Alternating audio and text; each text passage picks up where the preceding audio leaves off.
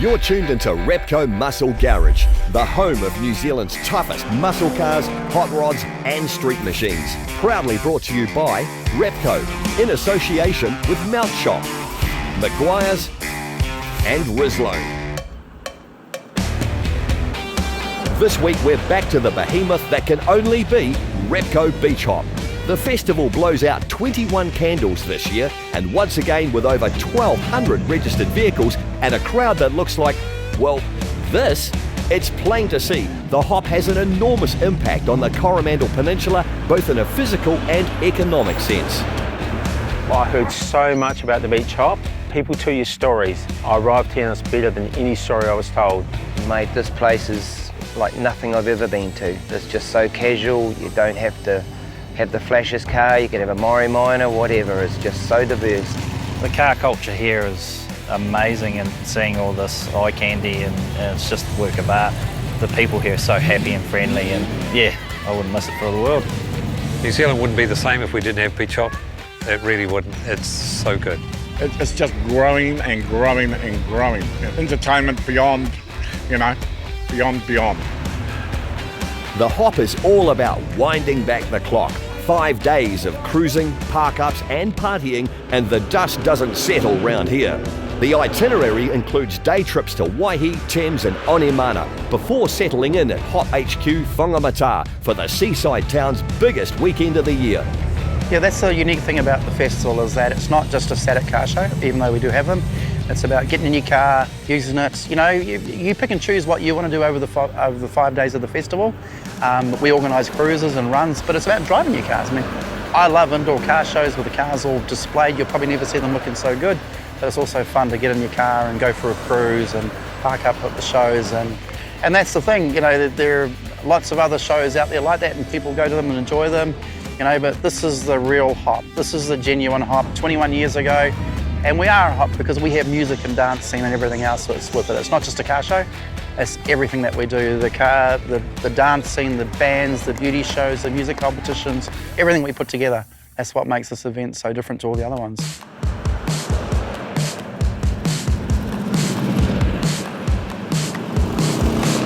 Getting the tyres on the road, getting out of first gear, and it's not just the drive here. We get to go on drives 3 days. And all the cruises up and down the main street. It's, couldn't be anything better. The night cruising is just something special. You got kids in the back, they just love it.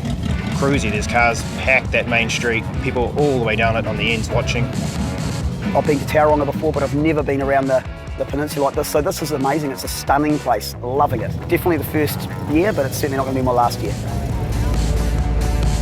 Repco Beach Hop on a Saturday is an experience unlike any other. While the Coromandel towns of Waihi, Thames and Onimana have played host to this massive rolling nostalgia festival over the previous days, today is all about Whangamata and all over Whangamata. Saturday is the big one. I mean, that's when we get more of the public coming across for the day. So we've got a series of different shows. And the big one, between Roundabout to Roundabout and Port Road, the main street, is the Maguire's Main Street Car Show. That's where all our ultimate entrants, they pay a premium price, but they get a pack with t-shirts and stuff like that for that. But they get to park in the centre of town, amongst all the bands and everything as well, and form the Maguire's Main Street Car Show. Huge as ever. I think there's more cars this year. There's stuff you've never seen before. I mean, the 21st birthday, so they seem to have certainly come out of the woodwork again.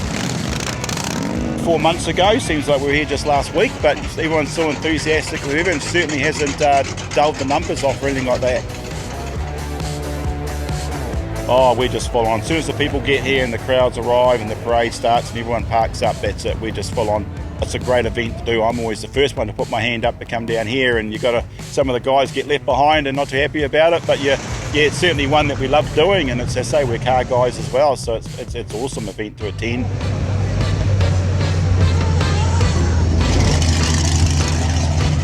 If the massive Maguire's Main Street Car Show wasn't enough hot rod and horsepower for your day, then fear not. Reinforcements were at hand with a string of themed clusters all in walking distance. The Retro Caravan Show now leaves little lawn untouched on the local school field, while the Repco Pre-49 Hot Rod Show was a history lesson in where this car modification obsession all began.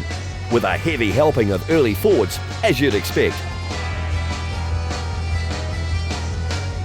New to the ranks in 2021 was the JCD Customs and Marine Pickup Show.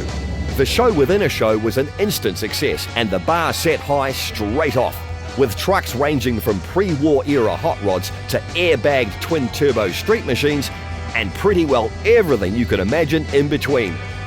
And if you were in the mood for a stroll, those shows were just the start. I actually learned that from Hot Wheels Nights in Reno. So huge event, 6,000 cars, but they don't have them all together. Each of the casinos had a separate show, and I thought, we could do that. We could have a show down by the wharf, we could have a show at the school, we could have a pre-49 show at the Falmatar Club, the Ford show down at the Esplanade in Williamson Park, just to spread things out over the whole town. And so that's where I got the idea to do that, to change it. Repco Beach Hop even caters for the smaller rodders in the ranks with the Tot Rod Show. 2021's winner was Graham with Ratbag, a mini-me version of his own car, a 28 Model A Tudor. Pretty short story. One of my employees had the idea of building this thing called a rat rod, and sort of caught onto it a wee bit and thought, it sounds pretty awesome. And I was in Auckland one day and a friend phoned me and said, oh, there's a body for sale up there. So went from there really, started customising a chassis and went through all the procedures of getting it certed and everything done properly at the same time. It's been so much fun. It's just a lot of fun building, being creative, going to swap meets and looking for things. I used to hate them and now I love them. The body's a 28 Model A Tudor, 2-door, Falcon diff, Muncie gearbox, 350 share, 4-bolt mains one. Finding stuff is always something different, even like the shotgun is a gear lever, the trigger starts the motor. So making little things like that as being creative makes the whole thing a lot more fun. We've had our grandkids and daughter living with us for the last 3 years. They were in Perth and came home, and I thought, gee, I'm getting a bit bored, what am I going to do? So I thought, man, why don't we build a little car the same as this for the kids. Got a mobility scooter and thought, oh, I better make a body, and got a wee bit creative and made a mould and fiberglass, and yeah, it's electric, so it's nice and simple, just charge it up and the kids are having a ball. But it seems version 1 was a bit too hot rod for granddaughters Portia and Olivia. It does a bit over 20 k's an hour, and I didn't realise it was going to go so fast, so we've had to tame things down, and we've got it right. It can go along at a nice walking pace now, so yeah, it's working okay. An Impala built firmly with this beach hop debut in mind was Matt's 68. Yeah, it's about 18 years ago. A friend of mine had a bagged 65 Impala, and yeah, ever since then I just knew I had to have one of those. It's really the backs of them, the tail lights, the hips, the big Coke bottle flares, the skirts down the rear arches. Well, we've been looking for a few years in New Zealand, but kind of never found one for the right price that didn't have rust or something else going on with it. So yeah, a couple of years ago, we started looking in the States and then found this one in Arizona. So it's out of a car collection. It's been sitting for 30 odd years before we picked it up. So it was a non-runner coming in. So yeah, it took a long time to find it. We wanted one with a bench seat. So I got 4 kids, so all the kids could cruise with us. So there weren't many of them made. It might have taken some time to source, but since the coupe hit our shores, the build has been a rather rapid one. Matt's grand plans for his 68 predate the purchase itself, the car being the final piece of an Impala-shaped puzzle. Yeah, totally. Like I picked up parts kind of over the last few years. I brought the wheels before I had the car, brought the airbags for it in the States, and then had Chris and the good guys at Bad Penny do all the installation stuff for me. Picked up various bits and pieces, the hood scoop here and there, and yeah, knew exactly how I wanted it to look. Probably a bit of a mashup, really. Like I like the lowrider look, but I love muscle cars and stuff as well. So this is kind of a little bit in between. You know, lowriders are generally on 13-inch spoke wheels and hydros and stuff like that, but I wanted a suspension that performs pretty well because it's a daily driver for me. I had to make it run really reliable, really nice, drive nice, handle well. So for a big car, it does that. But yeah, it's kind of a bit of a cross between muscle car and lowrider. Lowriders probably don't have things sticking out the bonnet and stuff like that, and flamethrowers and cut-out exhausts. In fact, the only thing Matt's Impala does seem to be missing is subtlety. The big Chevy coupe isn't what you'd call the shy type. No, no, it stands out a wee bit. It's hard to be subtle in that car.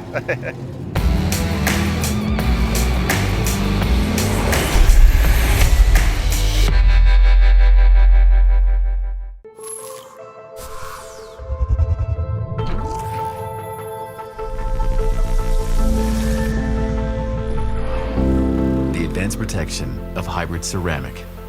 Whoa. Now in 3 easy-to-use products. In original spray wax, now as a liquid wax, and a spray detailer. Meguiar's hybrid ceramic family with advanced SiO2 technology. Meguiar's, ceramic made easy. Rizlone has been in engines almost as long as engines have been in cars. Why? Because from then until now, there's never been a perfectly clean fuel. This means every time you fill up, you're adding pollutants and contaminants to your fuel system. Rizlone Fuel Injector Cleaner can cure those woes and help save your engine. Rizlone Fuel Injector Cleaner adds an upper cylinder lubricant, providing double the cleaning power out of the same bottle. We know something about aging well, so when we say it's your engine's fountain of youth under a screw top, you can count on it. Rizlone is the original engine tune-up. Available at participating stores near you.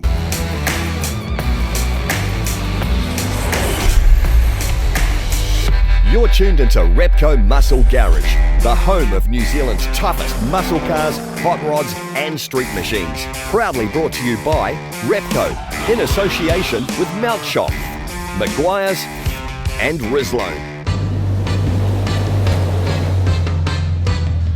You're back with our Repco Beach Hop special coverage.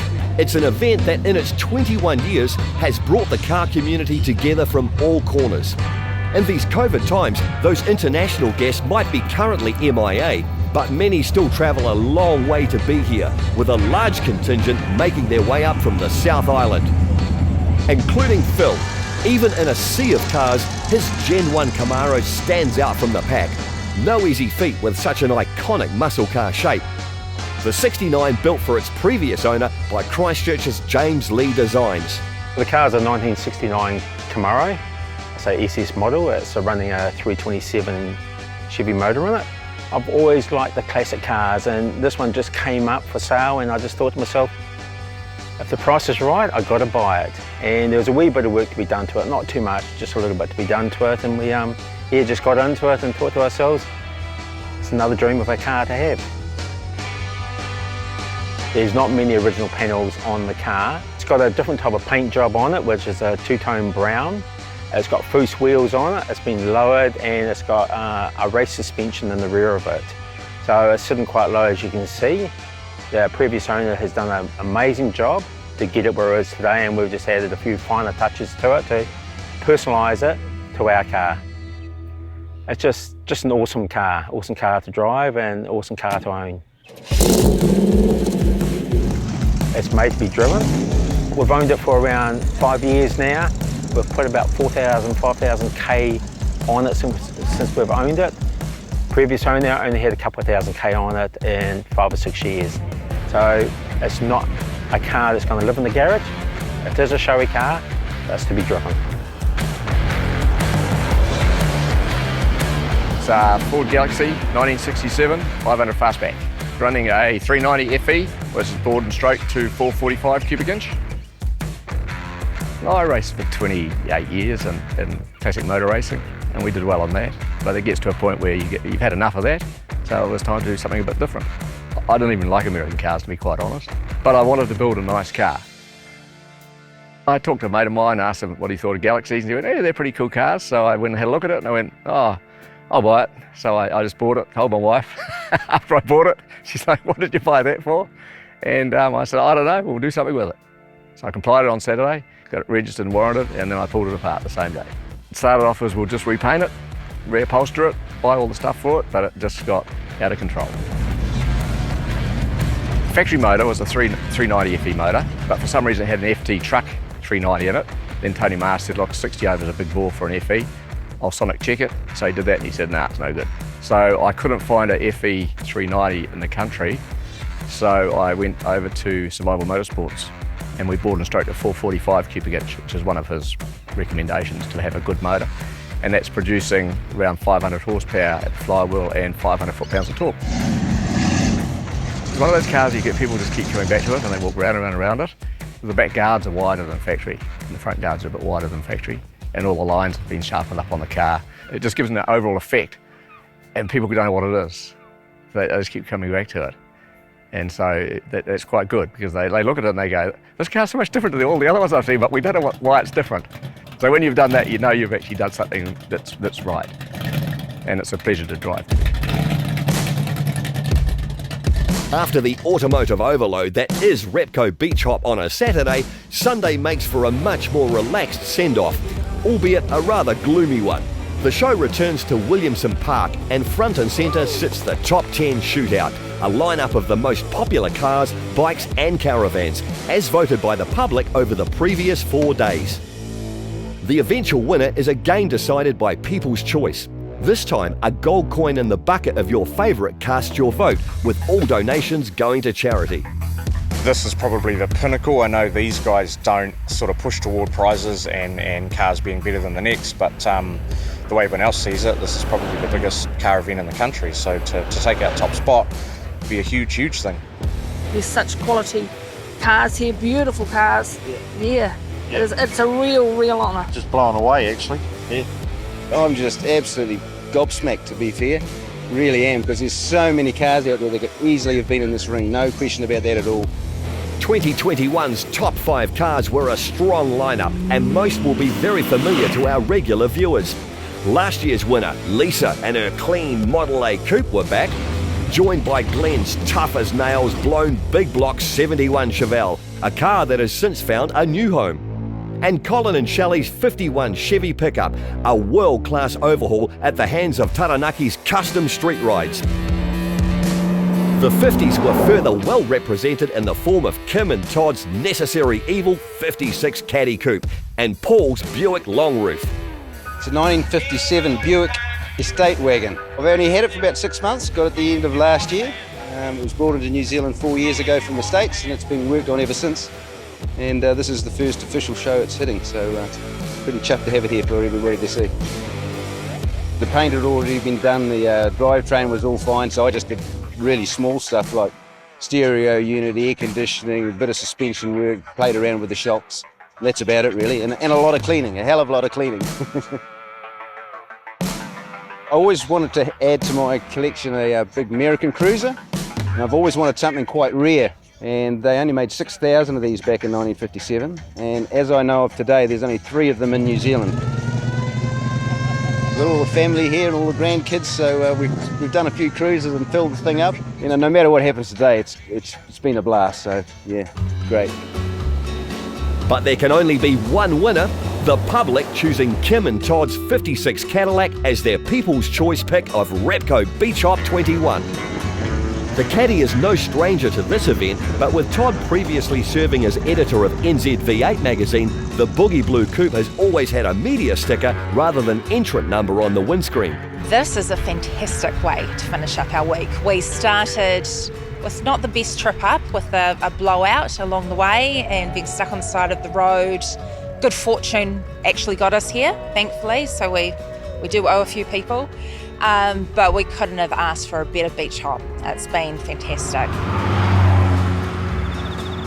A 1956 Cadillac, and she's actually not running a Cadillac engine. We've got a 400 small block Chev mated to a 700 Trans, which just made it nice and easy, reliable, good to get parts for, because obviously that can be one of the complexities with a Caddy engine. She's called Necessary Evil. There is nothing evil about our Caddy at all. When we first got her in 2009, she was a patina black, which was fantastic. Meant we could lean on it, sit on it, do whatever. Obviously, we never actually cleared the black, which would have been great in hindsight. So by 2012, she was looking a little bit rugged. She was a bit pitted. So it was a necessary evil that we ended up having to paint her. That's how the name was born. It was a necessary evil, and hey, it's paid off. Beach Hop is an amazing event. It brings cars from all around the country, and so to be just even one of the top 5 chosen was amazing. And to win it, absolutely stunned. We just really couldn't have asked for a better end to the weekend. And with that, it's a wrap on another massive Repco Beach Hop.